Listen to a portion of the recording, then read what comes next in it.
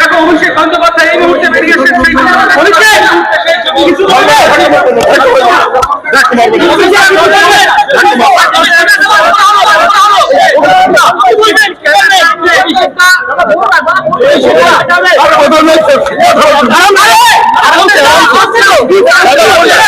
CID আমাকে তলব করেছিল এবং আজ প্রায় সকাল 11টার আগে এসেছি, এখন 10টা বাজে।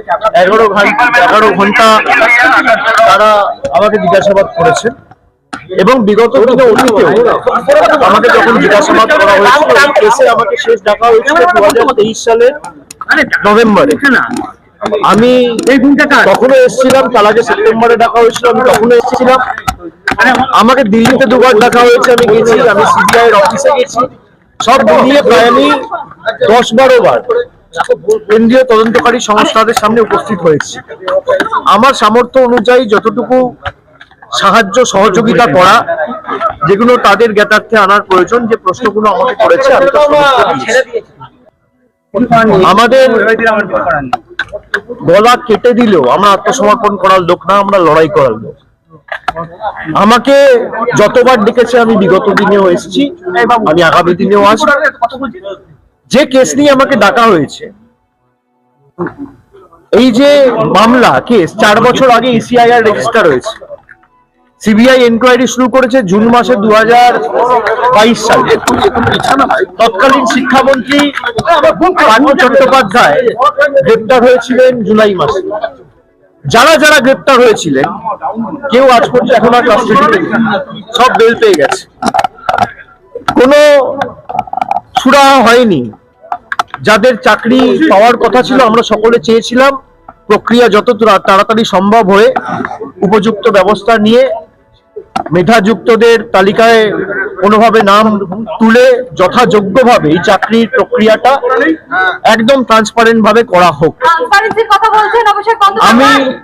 আমি আমার মতো করে চেষ্টা করেছি। যখন যেখানে আমাকে যা প্রশ্ন করেছে আমি তার উত্তর দিয়েছি এবং আগামী দিনেও তারা যদি আমাকে ডাকে, আমার যদি কোনো পূর্ব নির্ধারিত কর্মসূচি না থাকে, আমি নিশ্চিতভাবে আগামীকাল তো আপনারা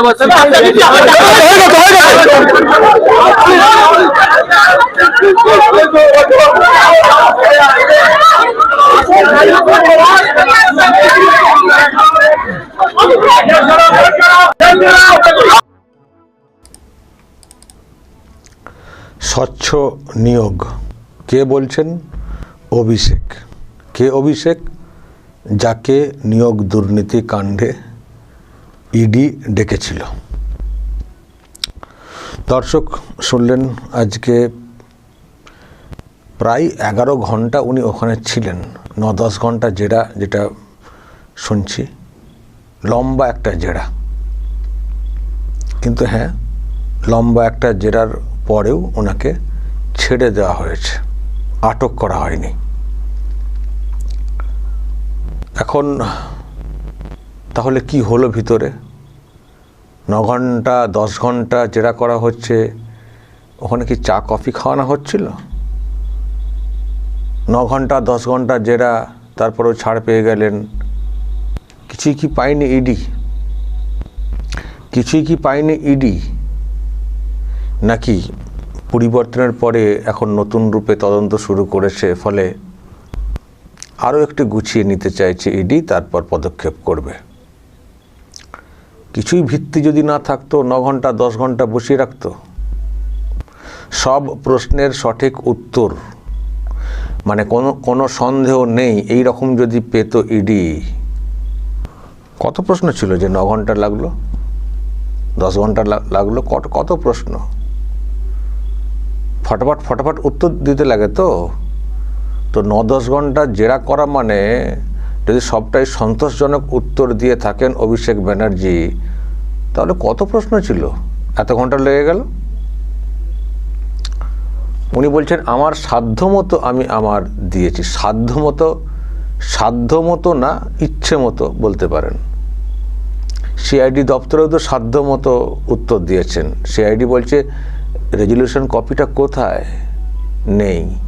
এটাই তো হচ্ছে সাধ্যমতো উত্তর। ফলে যে উত্তরগুলো দিয়েছেন তাতে কতটা সন্তুষ্ট হয়েছে ইডি সেটা দেখার ব্যাপার আছে।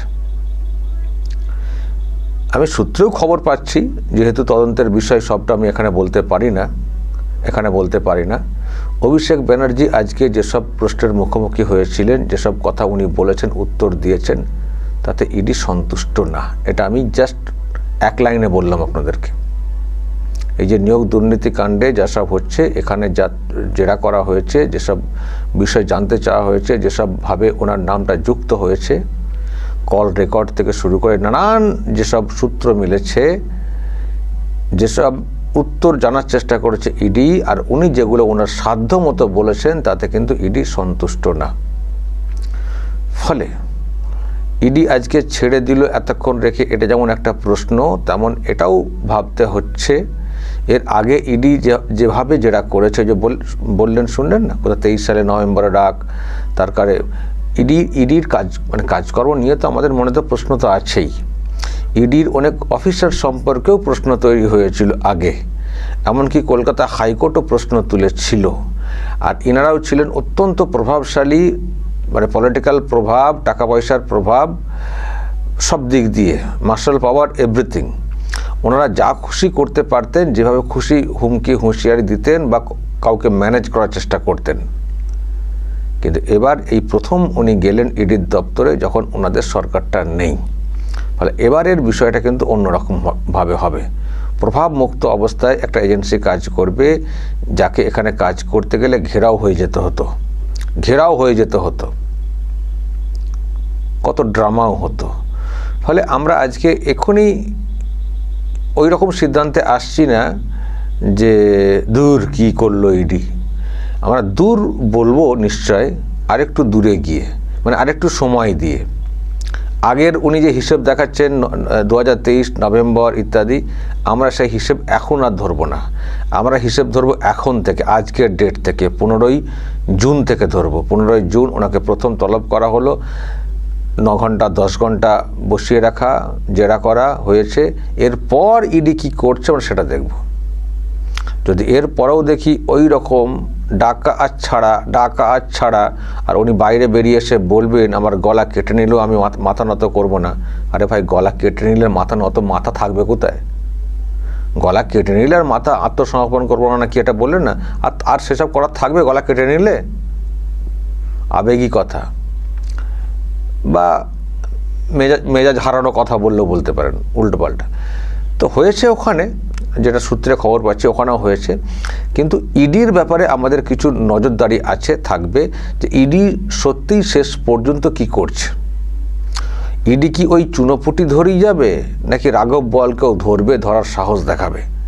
এটা আমরা আজকে ইডির প্রতি একেবারে অনাস্থা, ভরসাহীন এরকম প্রকাশ করছি না, যেহেতু ইডি যেভাবে কাজ শুরু করেছে, অনেককে ধরেওছে ইতিমধ্যে। তো আমরা এই রাঘব বোয়াল ধরার ক্ষেত্রে ইডি কি করছে আমরা আর কিছুদিন দেখতে চাই। তারপর তো যা বলার তো ইডি সম্পর্কে তো বলবোই, কিছু করার নেই। কারণ যদি না কিছু থাকে বলে দিক, এই রগরানো হবে, দেখাবো, এই হবে সে হবে, আর ছেড়ে দেওয়া হবে, আলটিমেট কিছুই দেখতে পাবো না। এটা তো হতে পারে না। সেই জন্য বলছি, যা হচ্ছিল আগের সরকারের আমলে। নতুন সরকার এসে পরিবর্তনের একটা সরকার আমরা দেখছি, এবং সরকারের যিনি প্রধান আছেন, মুখ্যমন্ত্রী আছেন শুভেন্দু অধিকারী, তিনি এইসব বিষয়ে খুব একেবারে অ্যাক্টিভ। তো আশা করি এখানে এজেন্সি কলকাতায় যে কাজ করছে একেবারে প্রভাবমুক্ত অবস্থায় কাজ করবে, আর সঠিকভাবে তদন্ত করবে, যাকে হেফাজতে নিয়ে দরকার তদন্ত করা সেটা করবে। তো আমরা আর কিছুদিন অপেক্ষা করতে চাই। আমি জানি না দর্শক, আপনারা কেউ নিরাশ হয়ে গিয়ে কিছু মন্তব্য করে ফেলবেন কিনা, বলতে পারেন, আপনাদের মতামত রাখতে পারেন। তবে হ্যাঁ, আমি একটা কথা বলবো, শুধু বলবো না, আমি সূত্রে জেনেওছি যে দিল্লি কি করবে না করবে সেটা দিল্লির ব্যাপার, এইসব এজেন্সি। কিন্তু এই ব্যক্তির সম্পর্কে যেসব অভিযোগ আসছে আমাদের রাজ্যে, এখানকার সরকার কোনোভাবে রেয়াত করবে না, যত কঠোর অ্যাকশন নেওয়ার সেটা কিন্তু নেবে। ওই তারিখ পে তারিখ একবার করে ডাকবে, আবার 6 মাস পর ডাকবে, মাঝখানে ভুলে যাবে। দিল্লির এজেন্সিগুলো যেভাবে কাজ করেছে এর আগে, আমি আবার বলছি, আমরা এখন এজেন্সির ভূমিকা নিয়ে এক্ষুনি সিদ্ধান্তে আসছি না, সে যা পারছে করবে যাক। কিন্তু রাজ্য সরকারের পুলিশ, সিআইডি কোনো রেয়াত করবে না। যদি ইডি রাঘব বোয়াল ধরতে না পারে, শুভেন্দু অধিকারীর পুলিশ ধরে দেখাবে কত বড় রাঘব বোয়াল হয়েছেন ইনারা। এটা আমি দর্শক খবরও পাচ্ছি এবং আমারও কোথাও একটা ভরসা আছে যে এটা কিন্তু করবে এই সরকার। ওই ইডি সিবিআই না, এই রাজ্যের পুলিশ, শুভেন্দু অধিকারী পুলিশই দেখিয়ে দেবে যে তুমি যত বড়ই হয়ে যাও, যত আপনার ওই বড় বড় ডায়লগ থাক, অন্যায় তুমি করেছো, তোমাকে আমরা ধরবই। এটা দেখবেন আমার ধারণা করে দেখাবে রাজ্যের পুলিশ। দেখুন, অপেক্ষা করুন, এদিকে দেখি ইডি কি করে। ইডি লং সময় নিলে তার মধ্যে এখানে দেখবেন অ্যাকশন হয়ে যাবে। আর আমি তো যেটা বলে এসছি কদিন ধরে, সইজাল কেসে কিন্তু অভিষেক ফেঁসে রয়েছে। সইজাল কেসে, শুধু সইজাল কেসে যা হয়েছিল না, আমি আপনাদেরকে একটা কথা বলতে পারি দর্শক, আমি তো খবর পাই ভিতরে, যদি কলকাতা হাইকোর্ট ওই গ্রেপ্তারের ব্যাপারে রক্ষা কবচটা না দিত কিছুদিনের জন্যে, গতকালই অভিষেক ব্যানার্জিকে গ্রেপ্তার করা হতো। গতকালই ভবানী ভবনে অভিষেক ব্যানার্জিকে গ্রেপ্তার করা হতো। কলকাতা হাইকোর্ট যদি ওই রকম রক্ষা কবচটা দিয়ে না রাখতো যে এখনই গ্রেপ্তার নয়, উনি তদন্তে কোঅপারেট করবেন বলছেন, একটু দেখে নিন, কালকেই অভিষেককে শুভেন্দু অধিকারীর পুলিশ ভবানী ভবনে আটকে দিত। তবে উনি আবার পালাতেন কিনা জানি না, এড়িয়ে অন্য কোথাও পালাতেন কিনা, লুকিয়ে থাকতেন কিনা, কিন্তু ওই কলকাতা হাইকোর্টের রক্ষা কবচ যদি না থাকতো এবং তিনি যদি দ্বিতীয়বারের জন্য ভবানী ভবনে ওই সইজাল কাণ্ডে যেতেন, কালকেই ওনাকে অ্যারেস্ট করা হতো। শুভেন্দু অধিকারীর পুলিশ, সিআইডি অ্যারেস্ট করতো। আমি বলছি আপনাদেরকে, আমি সেই রকমই জেনেছি বিষয়টা। ফলে রাজ্য সরকারের পুলিশ কিন্তু খুব অ্যাক্টিভ, কোনো রেয়াত নাই, কার কি কোথায় কি করে বেড়াচ্ছেন দেখার দরকার নেই, পুলিশ ছাড়বে না। এবং এটাও আমি গতকাল বলেছি, সিআইডি ওই সইজাল কেসে অভিষেককে আর ডাকবে না। সিআইডি সইজাল কেসে অভিষেককে আর ডাকবে না। সিআইডির কাছে সাফিসিয়েন্ট মেটেরিয়াল চলে এসছে এই কেসে অভিষেক কতটা দায়ী, আর উনি তদন্তকে কিভাবে মিসগাইড করার চেষ্টা করছেন বা মানে কোঅপারেট করছেন না, লোকানোর চেষ্টা করছেন। যেগুলো দরকার সেটা উনি দিচ্ছেন না, যেগুলো বলার সেটা উনি বলছেন না। আর কুণাল ঘোষের স্বীকারোক্তিতে পরিষ্কার হয়ে গেছে উনি মিথ্যে কথা বলছেন। ফলে কোর্টের কাছে, কলকাতা হাইকোর্টের কাছে এইসব বিষয়ে প্লেস করার সাফিসিয়েন্ট মেটেরিয়ালস সিআইডি কাছে চলে এসছে। তাই সিআইডি আর অভিষেককে এই কেসে সম্ভবত, আমি আবারও বলছি, যদিও আমি তার ভিতরে বসে নেই, আমার সূত্র যেটা বলছে সেটা বলছি, পরে আবার ডাকা হবে কিনা আমি জানি না, কোনো কিছু আবার বের করে। তবে আমি আজকের দিন পর্যন্ত বলছি যে ওনাকে ডাকার আর কোনো চান্স বা আর কোনো সম্ভাবনা নেই, মানে ডাকতে চাইবে না সিআইডি যেটা চাইবে, যেসব জিনিস পাওয়া গেছে সেই সব বিষয় কলকাতা হাইকোর্টে বলে যাতে কড়া পদক্ষেপ করা যায় তার রাস্তা বের করতে। আর যেভাবে মেটেরিয়ালস পেয়েছে সিআইডি এই রাস্তা বের করার জন্যে, কাস্টডিতে নিয়ে জেরার ব্যাপারটা, তাতে করে আশা করা যায় কলকাতা হাইকোর্ট জাস্ট একটু সময় দিয়েছিল, উনি যাচ্ছিলেন না বলে, যে ঠিক আছে যান না, তা দেখছি।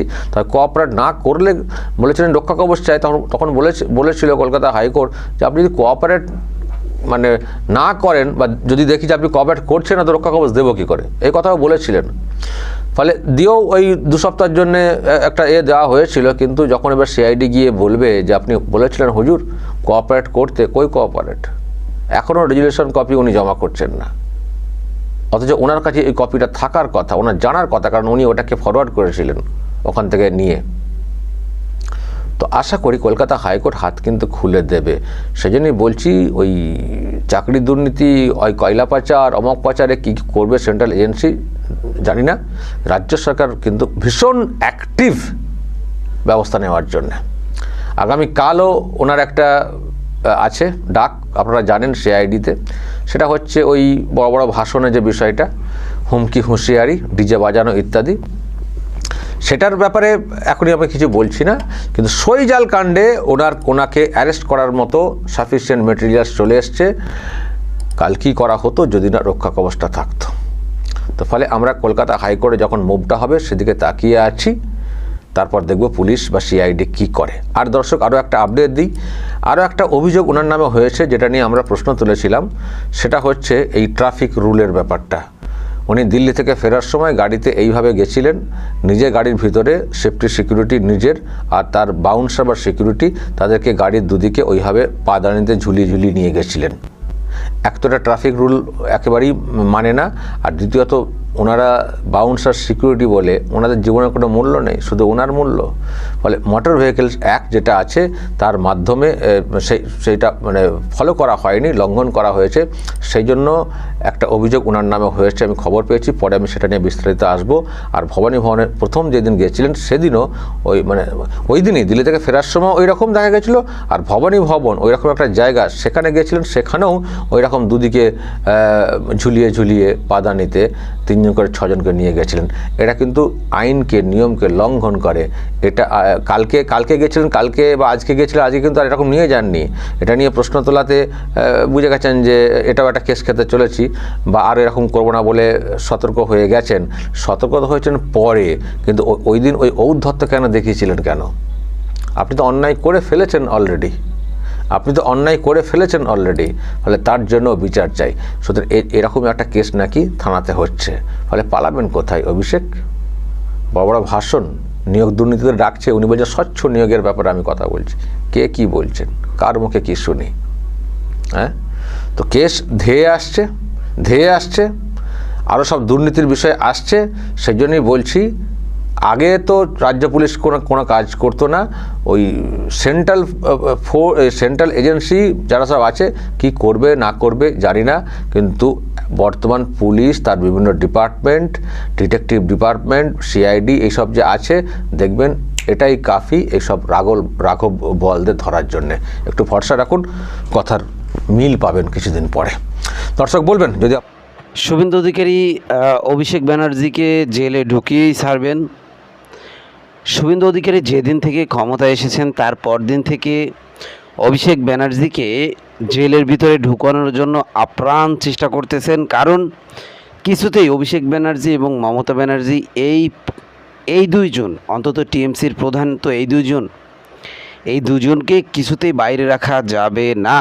এমনটি হয়তোবা শুভেন্দু অধিকারী আগেই প্রতিজ্ঞা করে ফেলেছিলেন ভোটের আগেই, যে শুভেন্দু যদি ক্ষমতায় যেতে পারে তাহলে মমতা ব্যানার্জি এবং অভিষেক ব্যানার্জিকে জেলের ভাত খাইয়ে ছাড়বে, মানে জেলে ঢুকেই রাখবে, এক কথায় বলা যায়।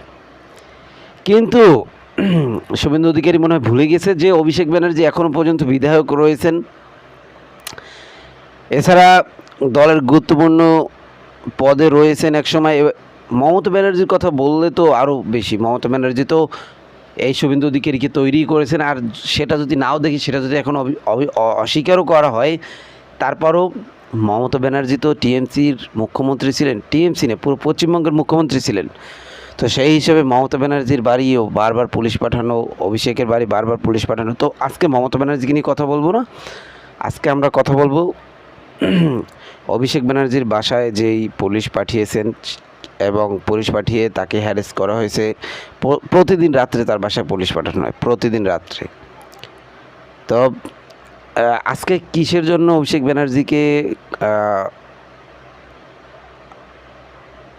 পুলিশ ডাকলো? তার কারণ হচ্ছে অভিষেক ব্যানার্জি চাকরি দেওয়ার নামে দুর্নীতি করেছে, চাকরি দিতে গিয়ে দুর্নীতি করেছে নানানভাবে। সেই বিষয়গুলি কিন্তু আজকে তুলে ধরা হয়েছিল ওখানে। অভিষেক ব্যানার্জি বলতেছেন যে আমি কোনো প্রকার দুর্নীতি করিনি, কারো কাছ থেকে চাকরি নিতে গিয়ে টাকা পয়সা খায়নি। কিন্তু ওখানে দেখানো হচ্ছে যে অভিষেক ব্যানার্জি টাকা পয়সা খেয়েছে। অভিষেক ব্যানার্জি এরকম বলছেন আজকে সাংবাদিকদের সাথে, আপনারা তো দেখলেনই, যে যদি শরীর থেকে মাথা আলাদাও করে ফেলে তারপর আমরা মাথা নত করব না, আমরা স্যালেন্ডার করব না। কারণ আমরা যেই অপরাধ করিনি সেই অপরাধ স্যালেন্ডার করার কোনো মানেই হয় না। এরকমটি অভিষেক ব্যানার্জি বললেন। দর্শক, আপনার কাছে কী মনে হয়, আসলে অভিষেক ব্যানার্জি কি টাকা পয়সা খেয়েছে? কি মনে হয় আপনার কাছে? অবশ্যই কমেন্ট বক্সে জানাবেন। যদি অভিষেক ব্যানার্জি টাকা পয়সা খেয়েই থাকে তাহলে তো তার শাস্তি হওয়া উচিত। কিন্তু তাকে এই বারবার পুলিশ ধরে নেয়, আবার জিজ্ঞাসাবাদ করে, আবার 9 ঘন্টা 10 ঘন্টা আটকে রেখে আবার ছেড়ে দেয়।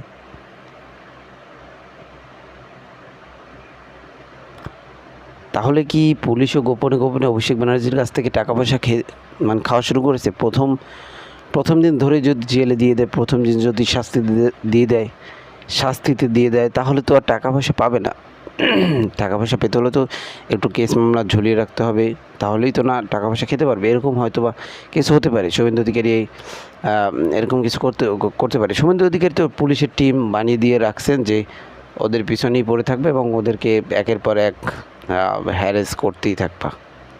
তো শুভেন্দু অধিকারীর আসলে বোঝা উচিত যে উনি হয়তো একদিন ক্ষমতা ছাড়বেন, ক্ষমতা ছাড়ার পর ওনাকেও একদিন এরকম জায়গায় আসতে হতে পারে।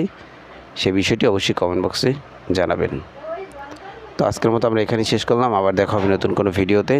সে পর্যন্ত ভালো থাকবেন, সুস্থ থাকবেন। যারা যারা এখনও সাবস্ক্রাইব করেননি, একটি সাবস্ক্রাইব করে দেবেন।